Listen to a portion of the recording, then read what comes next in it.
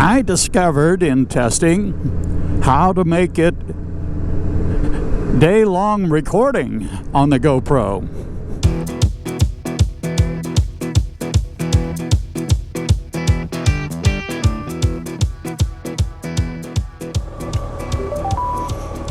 Hello. Well, it's Friday morning.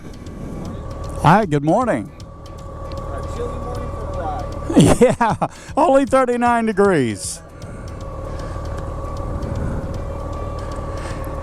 39 degrees, and it's the first time I've been on the bike in almost 3 weeks because of cataract surgery.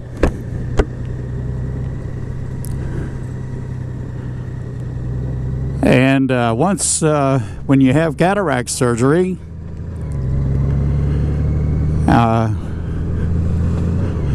oh, good. I'm getting a low tire indication. I'm sure because of the temperatures, low tire says 32, so that's typical of a low tire, not a tire with a nail in it.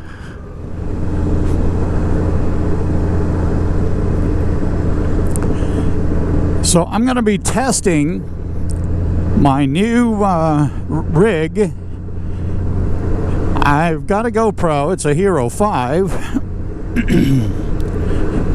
And I discovered in testing how to make it day-long recording on the GoPro.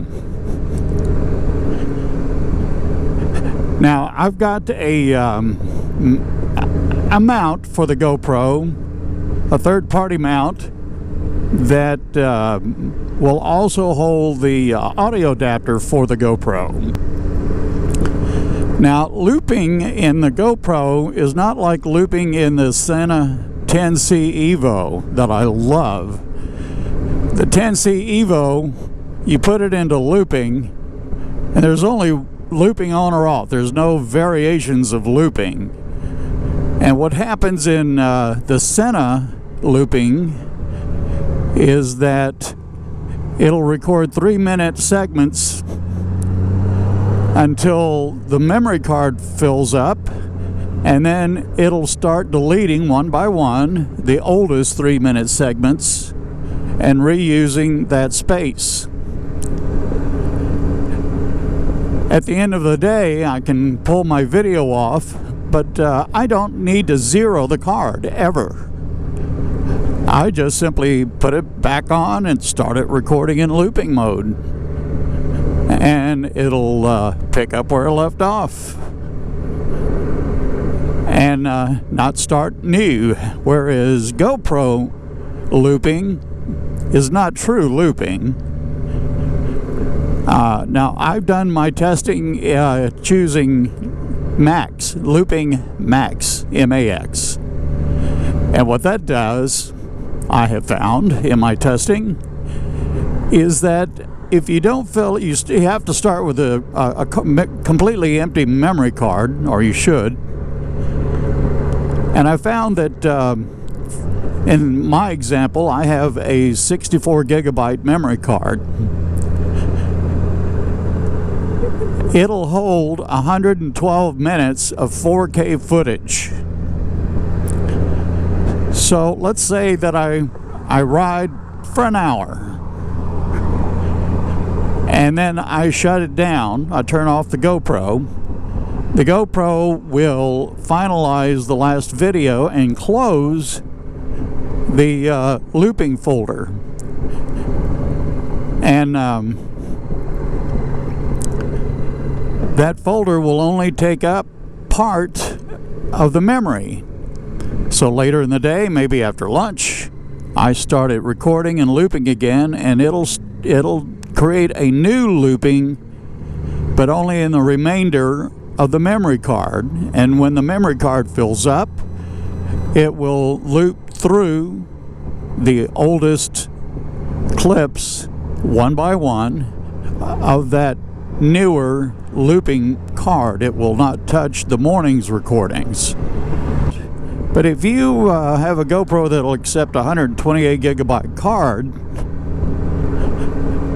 and you shoot HD, you can ride all day. Now, of course, you'll run out of battery.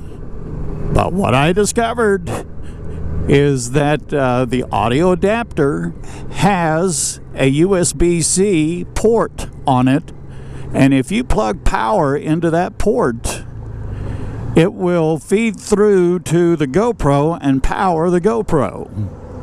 So on this bike, let's see if I can tilt down the GoPro here. I have a power port right here. It doesn't even touch me. It's because of this coil. And it's plugged into the audio adapter of the GoPro, feeding it both sound and feeding through power. So to prove this, I set the rig on my kitchen counter, put in the GoPro, plugged in power to the USB-C port on the audio adapter, and left it recording overnight. I started it at 9:52 p.m. and walked in at 4:28 or 4:29 in the morning, and it was still rolling and recording. And in max mode, it had filled up the card and was going through eliminating, making room by deleting the oldest clip and reusing that space. On the GoPro, it records 5-minute clips. The Sena 10C Evo with a firmware update will do 3-minute clips. And so I'm going to meet the Cruiseman, and we're going to do a little ride. We've got newer Sena headsets on. I've got the 50S with open mesh on it. Open mesh is a miracle. It's like CB radio in the old days, where you just choose a channel and start talking. No pairing. So we'll both be in open mesh, so just being in proximity with the Cruiseman, we'll be connected and talking. And this rig that I have rigged up, explained in detail in a older episode of mine on YouTube, link below.